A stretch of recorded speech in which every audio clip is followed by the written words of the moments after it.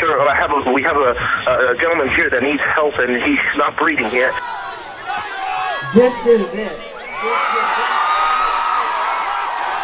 Let's talk about the conspiracy theory that Michael Jackson was murdered for his catalogue. On June 25, 2009, Michael Jackson was 18 days away from his first comeback show in London. 50 concerts, sold out, a global audience waiting, and the show was ominously titled, This Is It. But just after midday in LA, a 911 call was made from his rented mansion in Holmby Hills. Michael Jackson was not breathing. Sir, we have a gentleman here that needs help, and he's not breathing yet. By 2:26 p.m., he was pronounced dead. The official cause was acute propofol intoxication. His death was ruled a homicide, and his doctor, Conrad Murray, was later convicted of involuntary manslaughter. This jury found beyond a reasonable doubt that the defendant, with criminal negligence, caused the death of Michael Jackson. That is the legal story. But inside the Jackson family, another story took hold, that Michael had not simply been failed by a doctor, that he had been killed. And according to his sister LaToya, Michael believed it had something to do with his music catalogue. Was Michael Jackson murdered for his catalogue? In March 2009, Michael Jackson walked onto a stage in London and announced his return. At first, the plan was 10 concerts at the O2 Arena. Then demand exploded. In just 2 hours, 1 million tickets were sold. The run expanded to 50 shows. For fans, it looked like a victory lap. But behind the scenes, it was also a financial pressure cooker. Michael hadn't toured properly in years. He was reportedly carrying enormous debt, and the one asset he had always fought to protect was his publishing empire. The idea behind the concert series may have seemed like a treat for the fans. But more than anything, it revolved around Michael's then situation. In 1985, Michael brought ATV Music, which included songs by the Beatles. 10 years later, he merged it with Sony's publishing business, creating Sony ATV. By the time he died, that stake was worth hundreds of millions. So when people talk about the theory that Michael Jackson was murdered for his catalogue, this is where it comes from. Not just Michael's fame, not just his debt, but the fact that he controlled music publishing assets worth a fortune. And Michael himself had publicly framed the music business as hostile. Record companies really do conspire against their artists. They steal, they cheat, they do whatever they can. That does not prove anyone killed him, but it explains why ownership, power, and control became central to the suspicion around his death.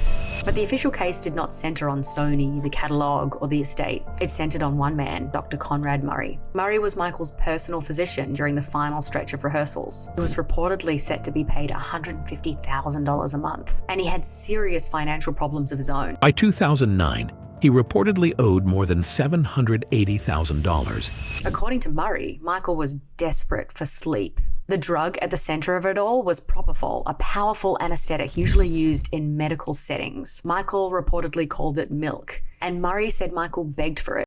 Please give me something so that I can sleep, because I know that this is all that really works for me. But prosecutors argued that did not matter because Murray was the doctor. His job was not to give Michael what he wanted. His job was to protect him from what could kill him. Propofol is not a normal sleep medication. It's not Ambien, it's not melatonin. Propofol can suppress breathing very quickly. That is why it's normally used with proper monitoring, oxygen, resuscitation equipment, and a clinical setup. And according to the case against Murray, that was the exact problem. This was not a hospital. It was a private bedroom. He didn't have the proper setup. He didn't have the proper safeguards. He didn't have the proper emergency support. At trial, Murray's actions came under brutal scrutiny. Why was CPR reportedly started on a bed instead of a hard surface? Why was 911 not called immediately? Why did it take Dr. Murray so long to dial 911?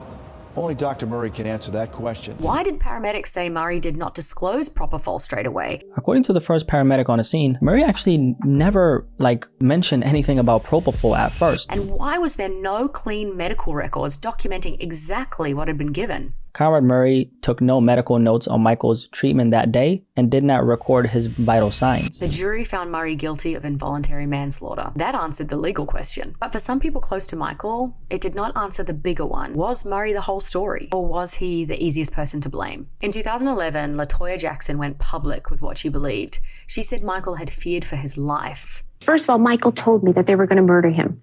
He was afraid. He was afraid for his life. She claimed he told her he would be murdered for his publishing catalogue and estate. And she said Conrad Murray was a fall guy. Yet to Murray, he was merely a scapegoat, a fall guy being blamed for crimes he insisted and maintained he never committed. Toya did not name a mastermind, but she described Michael as isolated, controlled, and afraid in the final weeks of his life. She also claimed he later found notes in his bedroom asking for certain people to be removed from his life. This is where the story gets difficult because fear is not proof. A family member's belief is not evidence. And no court has found that Michael Jackson was murdered for his catalog. But LaToya's claim didn't come from nowhere. It came from a family watching Michael under enormous pressure, surrounded by competing business interests, while most of his valuable assets were tied to music rights. After Michael's death, the estate became a financial powerhouse.